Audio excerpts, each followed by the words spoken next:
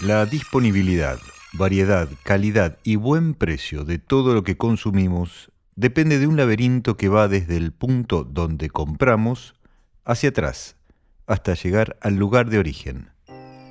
En ese derrotero, cada ficha de dominó tiene su propio peso específico, su costo, y la sumatoria de cada uno de ellos dice absolutamente todo sobre la economía de un país.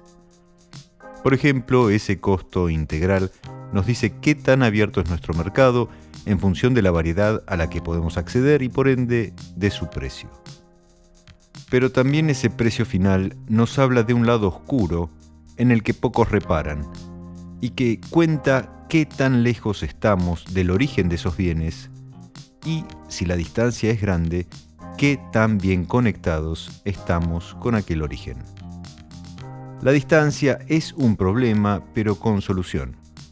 China y Estados Unidos están lejos, pero son los dos mayores socios comerciales del mundo y gozan de una enorme variedad de conexiones de transporte que hacen que el precio de los productos no se vea tan impactado por el costo de moverse por el medio mundo que los separa. Pero como en el dominó, todo está vinculado. Todas las fichas siguen un patrón y en comercio exterior, variedad, calidad, disponibilidad y buen precio de los productos dependen también de que nuestra conectividad logística tenga exactamente los mismos atributos. Bienvenidos a Lackaut Trade Talks. Mi nombre es Emiliano Gali y me toca explicar lo inexplicable. Narrar las incoherencias del comercio exterior. Lackaut Trade Talks es un podcast de Lackaut. Seguinos en todas las plataformas de streaming y en nuestras redes de Instagram, LinkedIn y Facebook y entérate de todas las noticias de comercio exterior. También puedes encontrarnos en nuestra web, lackaut.com.ar. Esta es la agenda de temas de este episodio. Renuncia a un funcionario de un área crítica del comercio exterior. Medidas de fuerza que afectarán al transporte.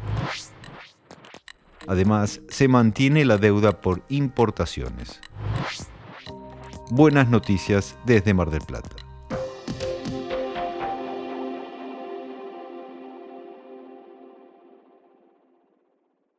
Renuncia a un funcionario de un área crítica del comercio exterior. Con apenas 45 días en el cargo y luego de una espera en el nombramiento de casi 4 meses, el subsecretario de Puertos, Vías Navegables y Marina Mercante, Pablo Piccirilli, presentó su renuncia al gobierno alegando motivos personales.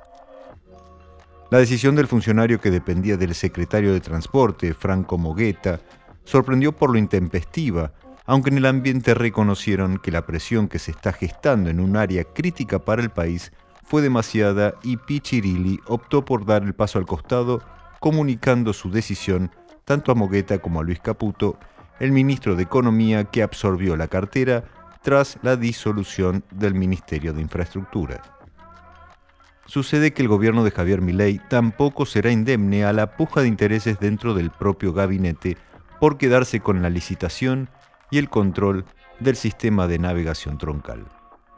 Días atrás, el lobby rosarino subrayó que estaban dadas las condiciones para encarar definitivamente una licitación postergada durante el primer remate del lote de soja que simboliza el inicio de la comercialización de la cosecha. Sin ningún tipo de señal respecto de novedades en el tema, la gestión de la vía navegable troncal continúa tal como la había dejado el gobierno de Alberto Fernández, con la AGP como concesionaria y contratante de manera directa del mantenimiento de las profundidades y la señalización. Allí se encuentra Gastón Benvenuto como interventor, puesto directamente por el jefe de gabinete, Nicolás Posse. Posse y Caputo, los dos hombres fuertes del gobierno de Milei, estarían igualmente interesados por controlar la transición hacia una eventual concesión. Y Piccirilli habría sido una nueva contingencia de esta disputa histórica entre la Subsecretaría de Puertos y la AGP. Siguiente noticia Lackaut. Medidas de fuerza que afectarán al transporte. El secretario general de la Federación Marítima, Portuaria y de la Industria Naval, Juan Carlos Schmidt, afirmó que el lunes 6 de mayo se verá afectada la actividad del transporte vinculado al comercio exterior entre las 8 y las 11 de la mañana debido a la realización de asambleas en todos los lugares de trabajo. La medida afectará desde el embarque de granos hasta la descarga de contenedores, así como también la navegación de buques tanque, la pesca, el dragado y balizamiento, por tratarse de actividades cuyo personal se encuentra agremiado en los sindicatos de la Federación. El motivo del reclamo, dispuesto por la Confederación Argentina de Trabajadores del Transporte, es el rechazo al regreso del impuesto a las ganancias, al que consideran confiscatorio e injusto sobre trabajadores que durante la pandemia fueron declarados esenciales. La acción de fuerza afectará el cordón portuario desde San Lorenzo hasta Mar del Plata, pasando por el complejo de Zárate y Campana, el puerto Buenos Aires y el puerto La Plata. Siguiente noticia Lackaut. Se mantiene la deuda por importaciones. Si bien desde diciembre de 2023 a marzo pasado se achicó la brecha entre las importaciones y el pago al exterior de las mismas, las curvas continúan bastante separadas. De acuerdo con un informe de la consultora Unexar, que coteja los pagos al exterior reflejados en la cuenta corriente del Banco Central con los datos de las importaciones que informa el INDEC, en el primer trimestre del año se canceló solo el 41% de la mercadería nacionalizada. De esta manera, la deuda de las empresas argentinas con sus proveedores del exterior o bien con sus casas matrices acumula en lo que va del año 7.718 millones de dólares. En diciembre pasado, el Banco Central había autorizado giros por poco más de 500 millones de dólares, cuando las importaciones informadas por el INDEC habían ascendido a más de 4.100 millones de dólares. Desde entonces, la curva de pagos ascendió rápidamente hasta superar en marzo los 2.500 millones de dólares, con importaciones nacionalizadas que rondan los 4.200 millones de dólares. Siguiente noticia Lackaut. Buenas noticias desde Mar del Plata. El Puerto Mar del Plata dio marcha atrás con la actualización tarifaria para el año en curso y decidió reducir a menos de la mitad el cuadro de aranceles que se había presupuestado para el primer semestre del año. La decisión del Consorcio Portuario Regional es para acompañar a los operadores de las distintas industrias y servicios y promover sus actividades, por lo que se estableció un único ajuste del 25% para el bimestre mayo y junio. De esta manera se dejan sin efecto las recomposiciones de hasta 35% pautadas para mayo y del 20% pautadas para junio. El Puerto Mar del Plata se encuentra constantemente buscando diversificar y potenciar su perfil tras haber dejado de ser el principal puerto exportador de la pesca del país y oficiar solo de puerto base para la flota pesquera, que se dirige luego al sur y descarga la producción en puertos patagónicos. En línea con este cambio histórico de la industria, los principales actores privados del puerto buscan convertirlo en un enclave integral del comercio exterior y allanar el camino para la llegada de portacontenedores en negociaciones que ya llevan 10 años. En esta línea, desde el consorcio regional, indicaron que la naviera francesa CMA CGM podría comenzar a brindar servicios multimodales en el puerto a partir de mediados de este mes, conectando la localidad con los puertos de Brasil. El presidente del puerto, Marcos Gutiérrez, señaló que si bien la pesca tiene un protagonismo fundamental en el esquema portuario, hace un tiempo se viene trabajando para generar condiciones que profundicen y promuevan el rol del puerto en el ámbito del comercio internacional. Es fundamental incorporar el Puerto Mar del Plata en las rutas marítimas de transporte de cargas a nivel regional, porque significará múltiples posibilidades y beneficios de ahorro de dinero y tiempos para las empresas que producen en la ciudad y la región y buscan llegar con sus productos a mercados internacionales, remarcó Gutiérrez.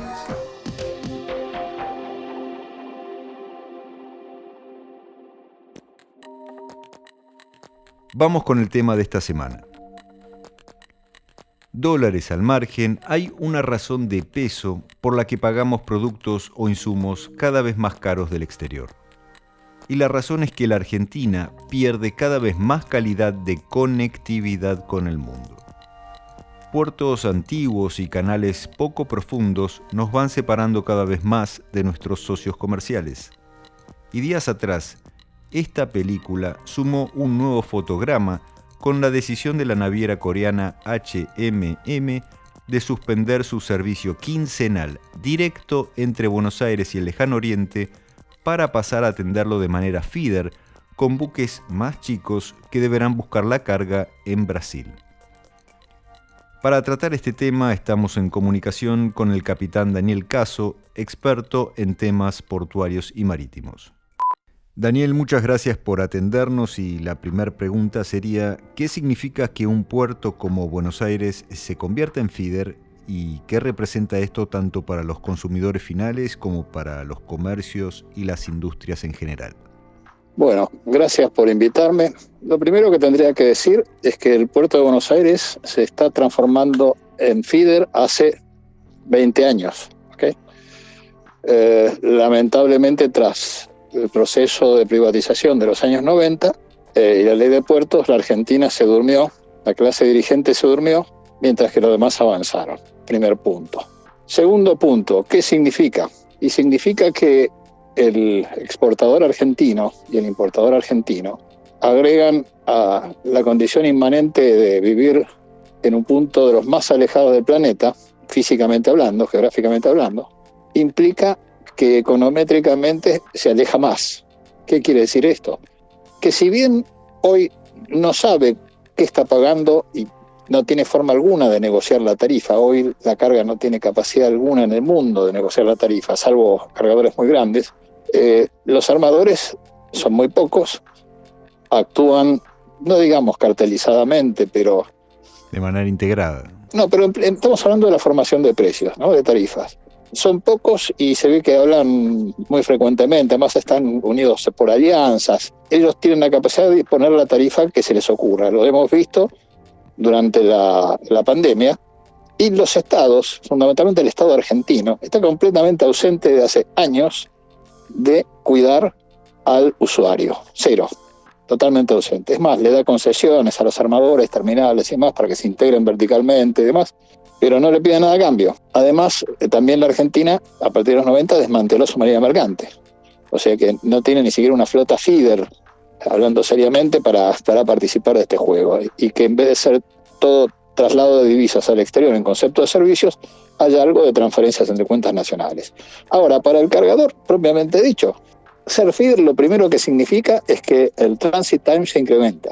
O sea, el armador opera sus servicios troncales que no llegan a la Argentina de manera regular. Ahí genera una masa de contenedores adecuada para sostener la maximización de la bodega en el tramo de ultramar. ¿Y qué es lo que implica eso? Bueno, si es necesario retener carga en ese punto de transbordo para conformar esa masa, lo hace. Resultado, aunque no lo sepa el cargador argentino, su transit time se extiende. Lamentablemente hay un gran desconocimiento de todos estos temas de corte logístico, o mejor dicho, de transporte marítimo, de shipping propiamente dicho. Y no hay difusión, salvo la prensa especializada como vos. El resto repite cosas, sin saber de qué habla. Brasil tuvo, por ejemplo, una estrategia muy distinta. Brasil se asoció a los grandes armadores, que son hoy los que manejan la costa este de Estados Unidos, desde Sudamérica, son, siendo benignos, 4, 5. ¿En qué sentido se asoció Brasil, Daniel? Vos fijate que se fueron, primero hay empresas que tienen buques bajo la bandera brasilera o que han construido algo en Brasil. Bien. No solo eso, van de una forma u otra se van incorporando a la vida como empresas en Brasil que hacen cosas y tienen barcos, etcétera. En Argentina no hubo nada de eso. Absolutamente nada de eso. Cuando hubo un proyecto de segundo registro en los años 90, del cual yo participé a principios de los 90, y desde los sindicatos la mayoría de los actores miraron para otro lado. Solamente en aquel momento el único que se interesó fue el Centro Marítimo de Armadores, y así desapareció también. Te hago una pregunta. Vos mencionabas un punto importante, que es que la carga no tiene capacidad para negociar en el mundo, ¿no? No solamente en Argentina, lo que paga por el transporte de las mercaderías. no puede negociar y tampoco tiene forma de conocer absolutamente al detalle lo que está pagando. O sea, es decir, puede saber el detalle de lo que está pagando hoy de flete y lo que llegaría a pagar si se hace feeder 100%. Vos sabés lo que pagás, pero no sabés exactamente en qué consiste la solución logística que te están vendiendo. Ojo, esto no es nuevo, esto viene desde la época que se crearon las conferencias, la segunda mitad del siglo XIX, es decir, donde la carga, por tener ciertas ventajas, otorgó todo el poder a la línea para que definiera por dónde ir, qué puertos recalar, etc. ¿Okay? Esto es lo mismo, esto es una extrapolación de eso. Lo que ocurre es que hoy las líneas están muy integradas verticalmente y en nuestras regiones no hay controles. Vos vas a la Unión Europea, la Unión Europea tiene controles de lo que quieras, ¿viste? Excepto en el tema shipping, donde hay un par de excepciones, pero acotadas. Vos ves Estados Unidos se ha ido despertando, ahora con la FMC, la Federal Maritime Commission, se ha ido despertando. Sí hay una justicia que realmente defiende a los funcionarios que realmente defienden el interés del país. Pero ojo, que también las grandes líneas tienen buques con su bandera, con bandera norteamericana. De nuevo, esto es un toma y daca. La integración de las líneas o de los grandes armadores ha llevado a una situación muy particular, donde vos tenés hoy Occidente representado por MSC, Maersk, CMA CGM, que son los tres grandes, y después los orientales, fundamentalmente China, con COSCO, que fusionó las empresas que hace años atrás tenía de contenedores, la fusionó en una sola. Claro. Es un tema delicado. Y ojo, los chinos fueron los únicos que en un momento dado le dijeron, cuando en plena pandemia las líneas empezaron a hacer los blank sailings, es decir, cancelar, en vez de cancelar vuelos, cancelar viajes, le dijeron, a ver muchachos, porque dicen que no tienen rentabilidad, muéstrenme los libros, ¿eh? Y ahí la cosa medio se paró. Pero en general Occidente no hizo mucho porque los 4 empresas dominantes son de Occidente, ¿okay? Representan una herramienta muy importante para la lucha comercial que hay entre China y el resto del mundo. Daniel, te hago una última pregunta, pero teniendo en cuenta esto que estabas mencionando vos recién. Si las líneas suelen decir que, por ejemplo, por problemas de calado tienen que suspender un servicio y lo van a pasar a atender de otra manera con un cabotaje regional y demás. Si se hacen obras de infraestructura como profundizar un canal, ¿esto se puede llegar a revertir o hay una decisión comercial de las líneas marítimas de decir nosotros vamos a operar en estos canales troncales y el resto de los puertos van a ser satélites o van a ser feeder? Mira, yo no te puedo decir a ciencia cierta qué es lo que harían. Yo te digo una sola cosa. El puerto de Buenos Aires, o Docsur, con un canal de 260 kilómetros hasta las aguas profundas, es poco competitivo. ¿Por qué? Porque cuando el buque entra, por más que tenga la profundidad, baja la velocidad y tiene que navegar así casi entre entrada y salida más de 500 kilómetros. No es competitivo. Lo que le conviene al gran buque es entrar rápido, canales de acceso corto, entrar rápido, descargar rápido, llegar cargado al 90% y salir cargado al 90%, por lo menos. De nuevo, Puerto de Buenos Aires es un puerto fluvial, es un puerto que está en un río. Y si dragamos a 42 pies no solucionamos absolutamente nada, además de que, al menos desde el punto de vista del servicio de línea regular, eso no va a llegar. Y ni que hablar los caprichos de la naturaleza que cada vez se presentan más. Vos sabés muy bien, desde hace años vengo insistiendo con el problema de que la Argentina va perdiendo conectividad y que una alternativa de solucionar el tema ese es crear una terminal satélite de Buenos Aires, no mudar el puerto de Buenos Aires. Reitero, no mudar el puerto de Buenos Aires, pero sí crear una terminal satélite de aguas profundas en Punta Piedras, ¿tá? Eso sí nos podría poner en una situación de competencia frente a Uruguay. No tenemos con qué competir nada, y eso que Uruguay, Montevideo, no tiene espacio, tiene un canal de acceso que en parte es roca, lo que quieras, no tiene volumen propio, pero es la inacción de la Argentina de los últimos 25 años por lo menos el problema. Ahí está el asunto. Yo creo que no se soluciona absolutamente nada con tener 42 pies en el puerto de Buenos Aires, nada. De hecho, vos fijate que La Plata tiene una terminal de Plata diseñada para una profundidad mayor y no pasa absolutamente nada. En definitiva, lo que podemos esperar en el corto plazo puede llegar a ser un incremento en los precios, además de los tiempos de llegada de las mercaderías. No sé si los precios, porque yo te digo, hoy los precios no reflejan la operativa, porque se ponen simplemente, primero que alguien me diga que hay competencia, no se lo creo, ¿ok? Uno. Segundo, que ¿cuál es la matriz de costos que tiene hoy la línea para poner un contenedor en Buenos Aires? ¿Vos la conocés? Yo no la conozco. Ni conozco las matrices de costos con las cuales operan los armadores en la costa este de Sudamérica. Yo sé una sola cosa. Todos los experimentos cuando hubo que subir tarifas, por lo general en el pasado, en los últimos 20 años, primero probaron en la costa este de Sudamérica, porque saben que no hay reacción. Los que más reaccionan por ahí son los brasileros, y hasta cierto punto. Yo estuve hace unos pocos años investigando lo que había pasado un poco con los fletes y el tratamiento del cargador durante la pandemia, y en Chile, en Perú, en Brasil y en Uruguay te dicen, son más enfáticos inclusive que acá, y de tipo te decían, mirá, somos rehenes, tenemos que pagar eso, tómelo, déjelo, no tenemos alternativa, y no nos defiende nadie. La Cámara de Exportadores en los últimos años, con la nueva presidencia, estuvo muy, muy proactiva. Hubo un cambio ahí interesante. No sé cuánto lo pueden llegar a sostener, pero cuánto pueden hacer, pero por lo menos hemos visto un sector con una inquietud firme en ese sentido. El tema de tener un satélite, una terminal satélite en Punta Piedras, le sirve también a la carga a granel. Te voy a dar un ejemplo. Imagínate que mañana tenés 42 pies en la vía de navegación troncal, ¿ok? Se pactan las exportaciones para cargas con volúmenes para cargar buques a 42 pies de salida. La naturaleza se encaprichó.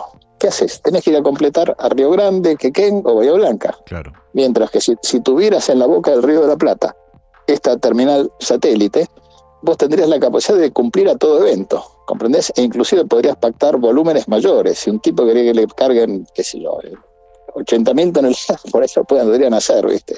No tengo los números en este momento exactos, pero también lo podrían hacer. ¿Por qué? Porque podés completar en un lugar donde la isobata está a 40 kilómetros. La isobata de 15 metros está a 40 kilómetros. Muchísimo más corto que la situación actual, ¿no? Infinitamente. Reitero, no digo de trasladar el puerto de Buenos Aires a Punta Piedras. Digo que Buenos Aires tenga una terminal satélite.